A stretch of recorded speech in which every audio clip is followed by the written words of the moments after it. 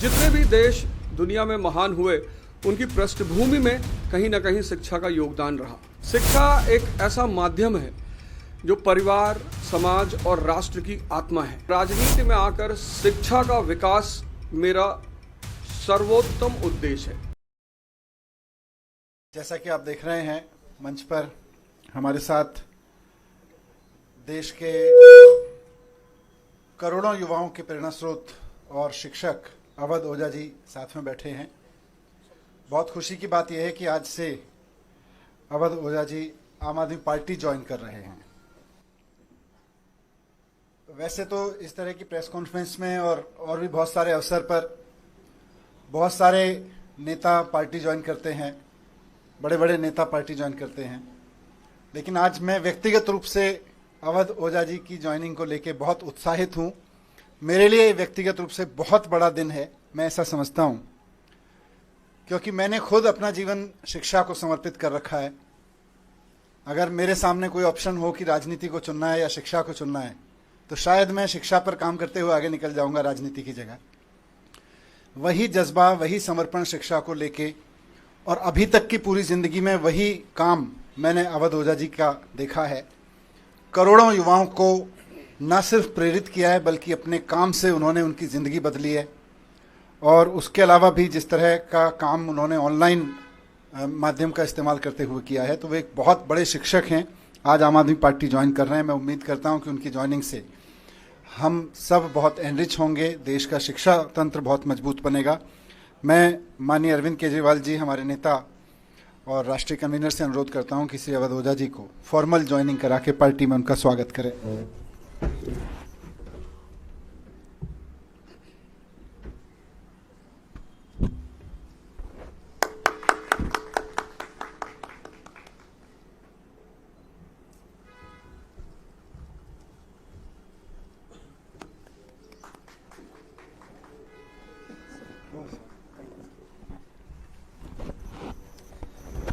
मैं अब सर से अनुरोध करूंगा कि 2 शब्द इस अवसर पर कहें। अवध ओझा जी। जय हिंद फ्रेंड्स। सबसे पहले मैं आम आदमी पार्टी और आम आदमी पार्टी के सर प्रमुख अरविंद केजरीवाल जी, मनीष सिसोदिया जी, सबको सहृदय से धन्यवाद देता हूं कि उन्होंने मुझे राजनीति में आकर शिक्षा के लिए काम करने का अवसर दिया है। शिक्षा एक ऐसा माध्यम है जो परिवार, समाज और राष्ट्र की आत्मा है। जितने भी देश दुनिया में महान हुए उनकी पृष्ठभूमि में कहीं ना कहीं शिक्षा का योगदान रहा। तो मैं आज अपनी इस राजनीतिक पारी की शुरुआत पर आप सबसे ये बात साझा करना चाहता हूं, जैसा कि हमारे नेता मनीष सिसोदिया जी ने कहा कि अगर मुझे राजनीति और शिक्षा में से कुछ चुनना हो तो मैं निश्चित तौर पर शिक्षा को चुनूंगा। ऐसा ही कुछ उद्देश्य मेरा भी है और राजनीति में आकर शिक्षा का विकास मेरा सर्वोत्तम उद्देश्य है।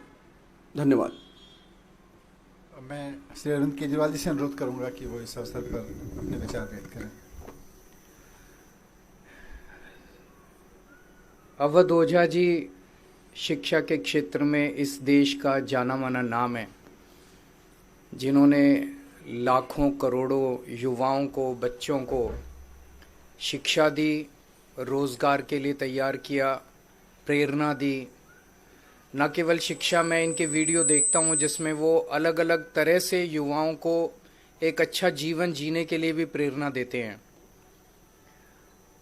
उनके आने से अभी तक जब भी किसी नेता को हम ज्वाइन कराते हैं तो हम कहते हैं इनके आने से आम आदमी पार्टी मजबूत होगी। आज अवध ओझा जी के लिए मैं कहना चाहता हूं कि इनके आने से देश में शिक्षा मजबूत होगी, क्योंकि आम आदमी पार्टी शिक्षा के क्षेत्र में सबसे ज़्यादा काम कर रही है।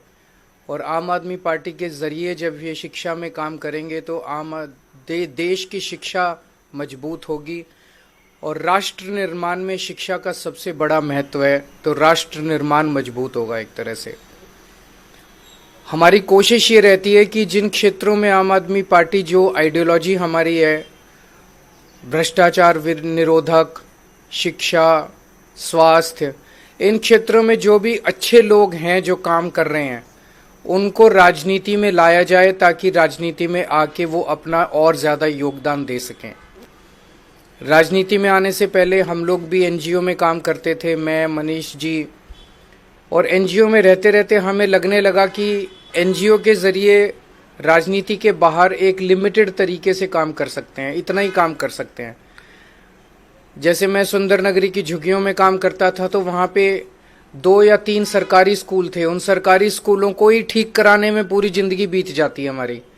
लेकिन जब राजनीति में आए तो एक ब्रश से हमने दिल्ली के सारे सरकारी स्कूल ठीक कर दिए। तो अवध ओझा जी अब जब राजनीति में आए हैं तो वो शिक्षा के क्षेत्र में, रोजगार के क्षेत्र में खासकर एक बहुत अहम भूमिका निभाने वाले हैं, जिससे दिल्ली को और देश को बहुत फायदा होगा। तो मैं तहे दिल से अवध ओझा जी का पार्टी में स्वागत करता हूं।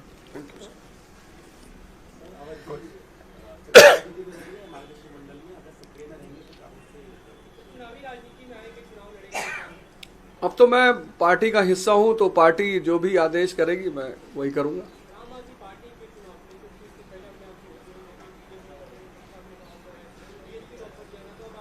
आपने आम आदमी पार्टी की जो शिक्षा का विकास धारा है, सिर्फ उसमें एक आध पॉइंट अगर आप देख लें कि 97% रिजल्ट है 12th का गवर्नमेंट स्कूल का। एक साल में तो 99% आया था।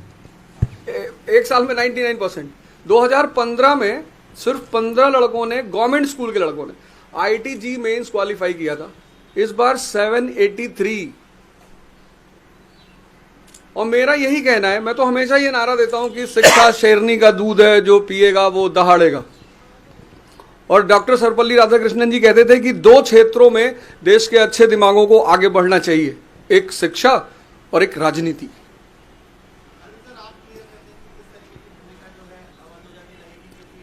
थोड़ा सा सस्पेंस बना रहने दीजिए। आने वाले दिनों में रोल आउट करेंगे, आपको बता देंगे, सबसे पहले आप ही को बताएंगे। Thank you. Thank you. Thank you.